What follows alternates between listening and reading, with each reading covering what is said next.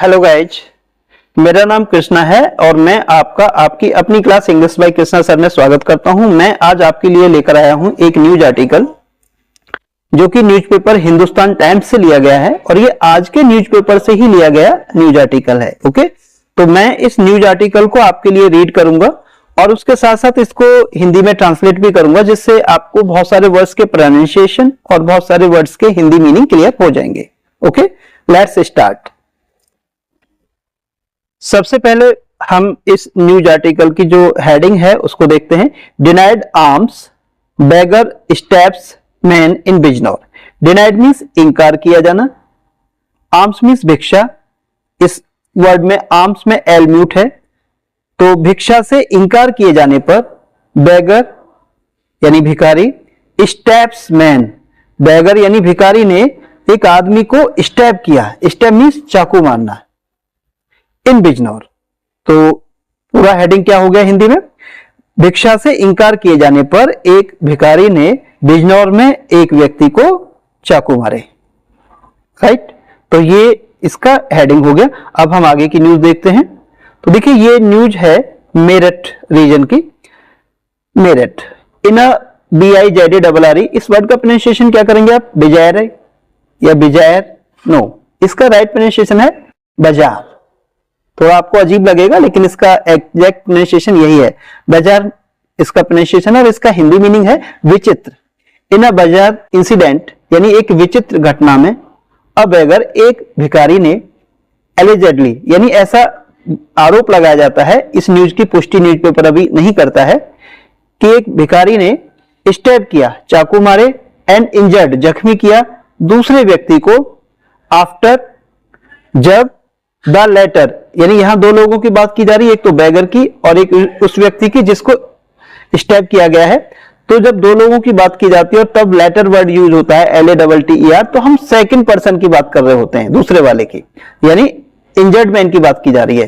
तो ये न्यूज ये है कि आफ्टर द लेटर यानी कि उस इंजर्ड व्यक्ति ने मना किया, हिम यानी बेगर, जब उस इंजर्ड व्यक्ति ने जिसको इंजर्ड किया है बेगर ने, उसने मना किया भिखारी को भिक्षा देने से। ओके, उस व्यक्ति ने जब उस भिखारी को भिक्षा देने से मना किया, कहां पर? इन नई बस्ती लोकेलिटी, नई बस्ती एरिया में। ये कहां पर है? बिजनौर डिस्ट्रिक्ट के कोतवाली एरिया में। तो बिजनौर डिस्ट्रिक्ट के कोतवाली एरिया की यह घटना है सैटरडे की। पुलिस सेड, पुलिस ने ऐसा कहा।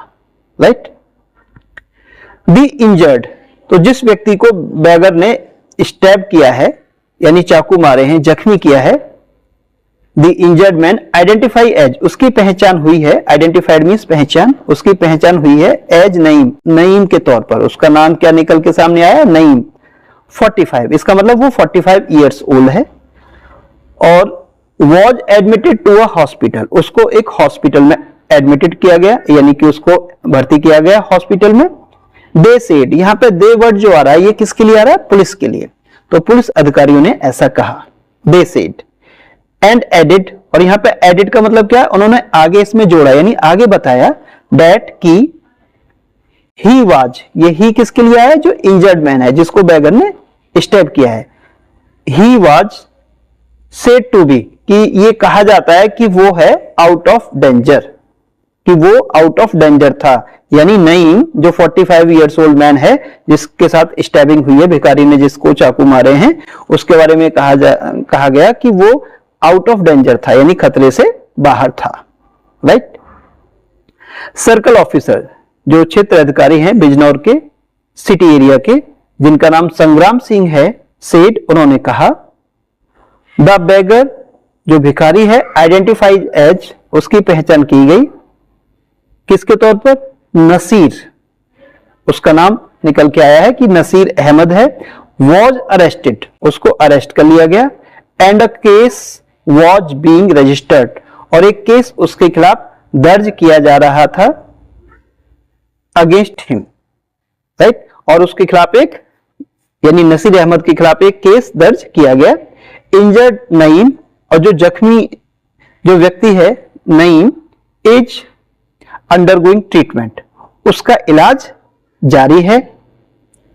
एंड हिज कंडीशन, और उसकी जो हालत है इज स्टेबल। स्टेबल का मतलब होता है कि अब वो खतरे से बाहर है और धीरे धीरे इंप्रूवमेंट हो रहा है और ज्यादा खतरे की बात नहीं है, ऐसी कंडीशन में वर्ड यूज होता है स्टेबल।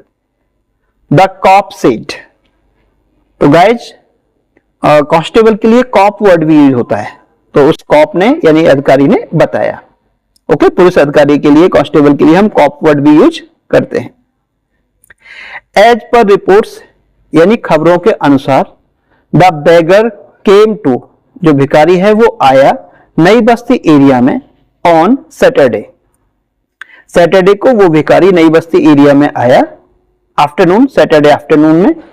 एंड नईम रिफ्यूज, और जो नईम था उसने मना कर दिया टू गिव हिम आर्म्स, उसको भिक्षा देने से। ही देन वेंट, उसके बाद ही यानी वो भिखारी went to Naeem's neighbourhood, Naeem के पड़ोस में चला गया फिर वो भिक्षा मांगने के लिए, टू बेग।